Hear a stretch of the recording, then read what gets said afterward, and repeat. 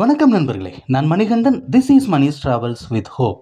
இது மாதிரி தொடர்ந்து பல வீடியோக்கள் வரப்போது. அதுக்கு நீங்கள் செய்ய வேண்டியது எல்லாம் நம்ம சேனலில் சப்ஸ்கிரைப் பண்ணி ஆதரவு கொடுக்க வேண்டியது மட்டும்தான். இன்றைக்கி இந்த வீடியோவில் ஒரு முக்கியமான கோரிக்கையை பற்றி பார்க்க போகிறோம்.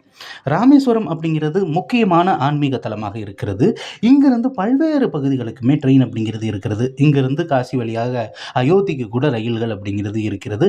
இன்னும் சொல்லணும் அப்படின்னா குஜராத் வரைக்கும் கூட ரயில்கள் இயங்குகிறது. சென்னைக்கு 3 ரயில்கள் இயங்கி கொண்டிருக்கிறது. கன்னியாகுமரிக்கும் ஒரு ட்ரெயின் இயங்குது. ஆனால் இந்த ரயில் நிலையத்தில் இருந்து பெங்களூருக்கு ட்ரெயின் இருக்கா அப்படின்னு கேட்டால் இது வரைக்கும் இல்லை.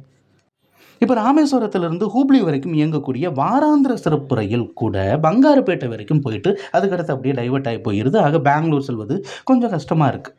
இது மட்டும் இல்லாமல் கடந்த கோடை காலத்தில் சிறப்பு ரயில் இயக்கப்பட்டது போன வருஷம், இந்த வருஷம் கிடையாது. மைசூர்லேருந்து ராமேஸ்வரம் வரைக்கும் இயக்கப்பட்டது. நல்ல வரவேற்பு அப்படிங்கிறது இருந்தது. அதிகப்படியான மக்கள், குறிப்பாக ராமநாதபுரம் மாவட்ட மக்கள் எல்லாமே இந்த ரயிலை பயன்படுத்தி பெங்களூரு மைசூர் வரைக்கும் போயிட்டு இருந்தாங்க.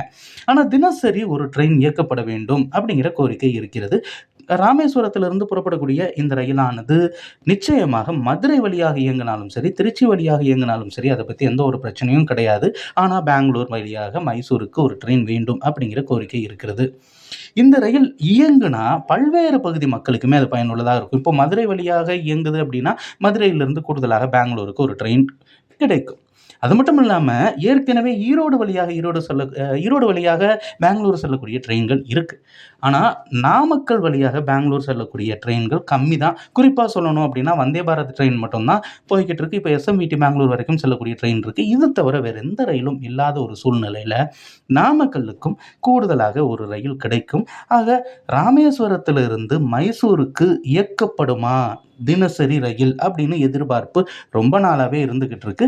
பாம்பன் பால பணிகள் முடிஞ்ச பிறகு அது நிறைவேறும் அப்படின்னு எதிர்பார்க்கப்பட்ட நிலையில் இன்ன வரைக்கும் அது நிறைவேறாமலே இருக்கு.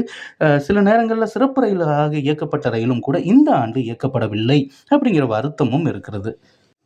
ரயில்வே மனசு வைக்கணும், வச்சா இது நடக்கும். இந்த வீடியோவில் நான் கொடுத்த தகவல்கள் உங்களுக்கு போதுமானதாக இருந்திருக்கும் அப்படிங்கிற நம்பிக்கை எனக்கு இருக்கிறது. அடுத்த ஒரு வீடியோவில் பார்ப்போம். அது வரைக்கும் நன்றி.